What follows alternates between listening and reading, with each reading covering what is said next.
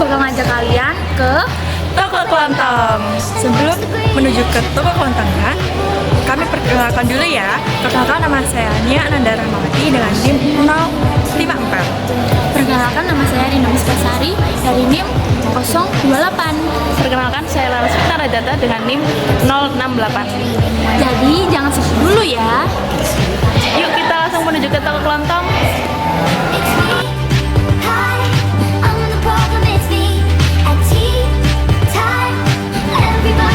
Halo teman-teman. Nah, akhirnya kita udah sampai di toko kelontong itu yang bernama Toko Madura. Selanjutnya kita akan tanya-tanya seputar struktural dari toko tersebut. Video selanjutnya. Mas, jadi saya mau tanya-tanya sedikit ya. Saat ini pencatatan stok barang dan keuangan apakah menggunakan buku atau memakai aplikasi khusus ya, Mas? Kalau pencatatan barang sih masih pakai buku. Soalnya ini kan termasuk Toko Madura. Oh, gitu. Toko Madura itu kan jarang sih pakai aplikasi ya. Ada sebagian yang pakai aplikasi, ada yang sebagian pakai. Oh, iya. Kalau di sini pakai buku. Oh, iya. Terus kendala apa sih, Mas, yang sering dialami dalam pengelolaan toko itu? Kendala sih, alhamdulillah sih nggak ada kendala. Oh, iya gitu. Baik-baik saja. Oh, iya. Bagaimana cara melaporkan atau mengecek keuntungan tiap per bulannya? Kalau Toko Madura itu kan dalam 24 jam minimal mendapatkan 3 juta.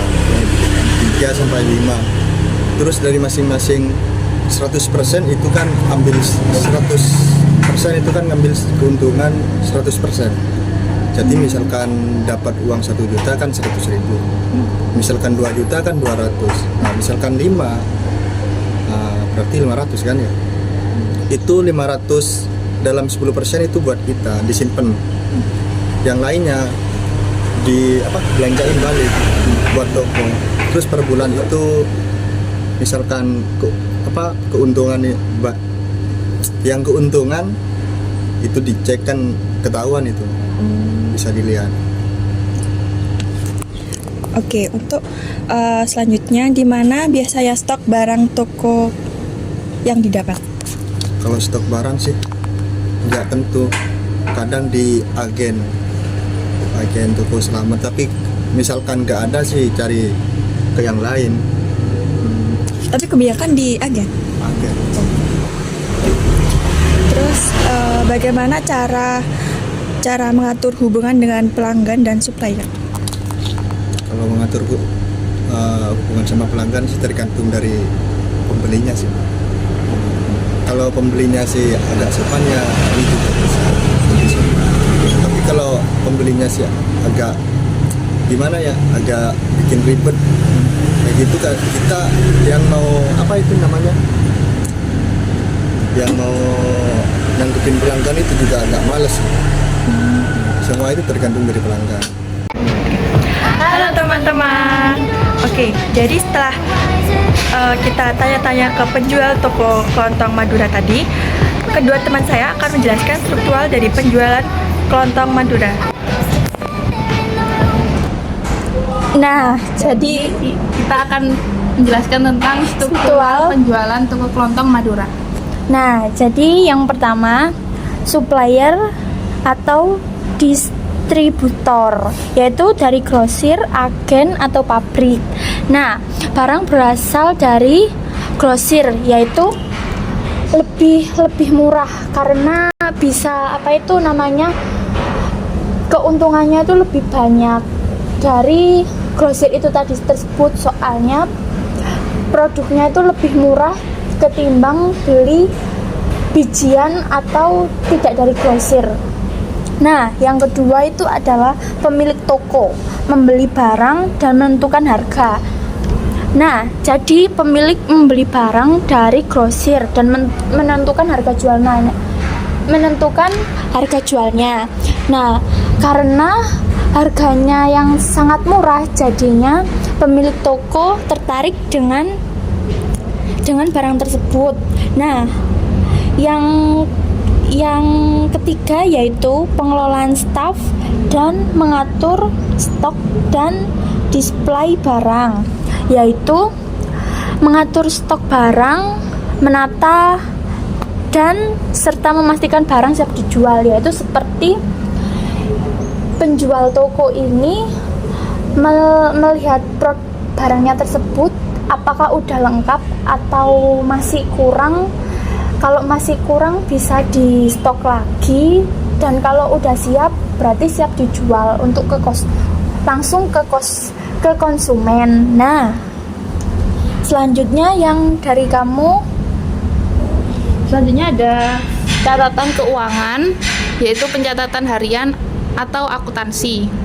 Untuk pencatatan barang masih menggunakan buku, terutama pada toko kelontong ini.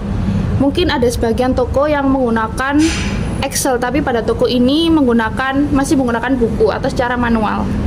Selanjutnya ada stok barang, persediaan di gudang atau etalase. Untuk stok barang, setelah membeli dari agen, tentunya mereka akan mengecek barang tersebut atau mengecek barang apakah barang itu layak untuk diperjualbelikan atau tidak. Setelah itu, kalau barang habis, mereka langsung mencatat apa saja barang yang habis tersebut dan pesan ke agen lagi.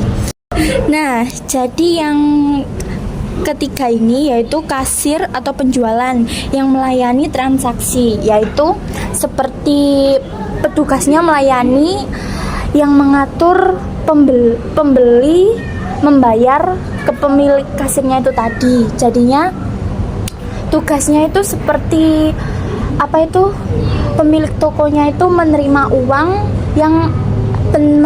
uang hasil pembeli untuk membayar produk tersebut itu tadi. Nah, yang konsumen atau pembeli ini, Yang terakhir ada konsumen atau pembeli.